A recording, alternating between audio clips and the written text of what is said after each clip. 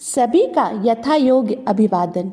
शिरोज समूह के तीसरे भाग में आप सभी का स्वागत है।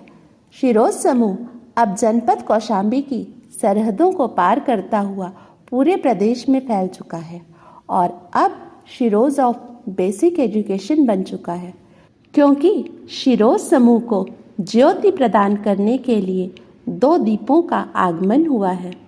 तो आइए मिलते हैं हमारी नई शीरो दीपा गुप्ता से, जो प्रदेश की राजधानी लखनऊ के प्राथमिक विद्यालय बाराखेमपुर से हैं। शीरो दीपा ने कविताओं के शौक को अपने बच्चों के लिए लाभदायक बनाने के लिए बहुत से विषयों पर कविताएं लिखी हैं। शीरो दीपा बताती हैं, कविताएं उन्हें ऊर्जा देती हैं। बच्चों के लिए गाना उन्हें आनंद देता है। सत्य ही है, क्योंकि उस खुशी की अनुभूति हम उनके द्वारा रचित एवं उन्हीं के द्वारा गाई गई इस कविता को देखकर और सुनकर कर सकते हैं। जाड़े में दिन छोटा होता और गर्मी में रातें, चांद और सूरज एक एक है, तारे अगणित छाए। सुबह बजाए ड्यूटी सूरज, चांद रात को आए। 15 दिन बढ़ता है चंदा और 15 दिन घटता। 15 दिन बढ़ता है चंदा और 15 दिन घटता।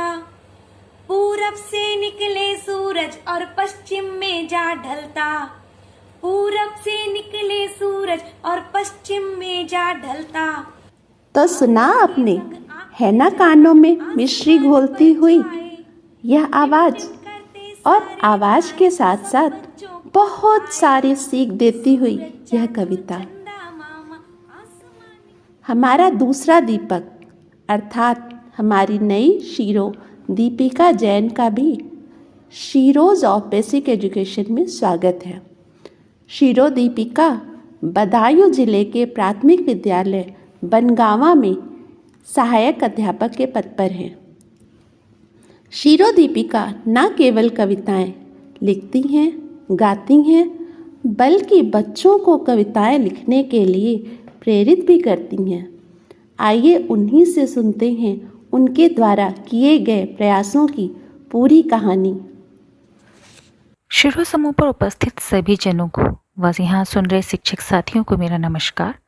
आज आप सभी के साथ मैं अपने कुछ अनुभव साझा करना चाहती हूँ।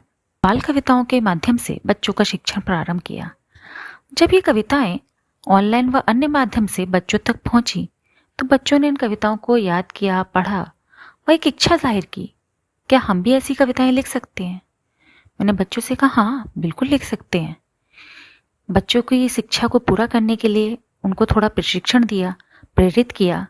हाँ, इस कार्य में कुछ समय ज़रूर लगा, लेकिन बच्चे बहुत जल्दी सीख गए।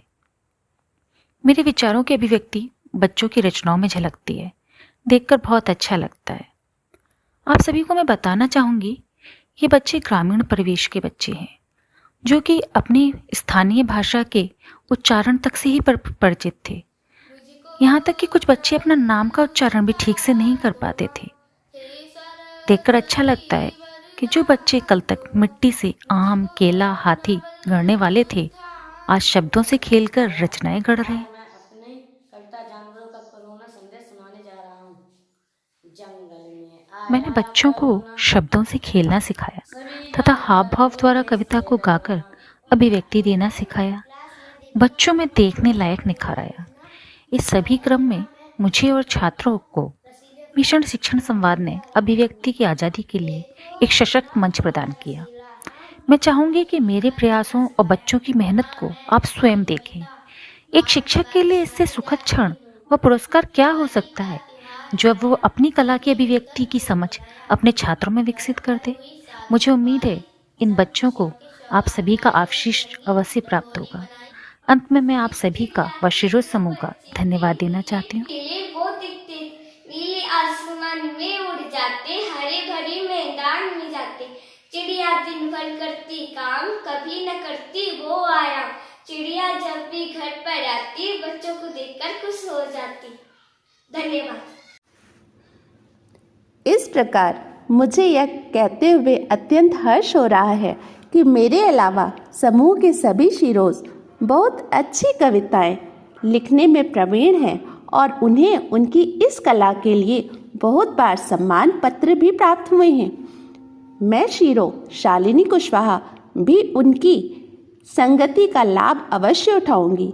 कविता लिखने के प्रयास के साथ साथ बच्चों में इस गुण को अवश्य संचालित करूंगी।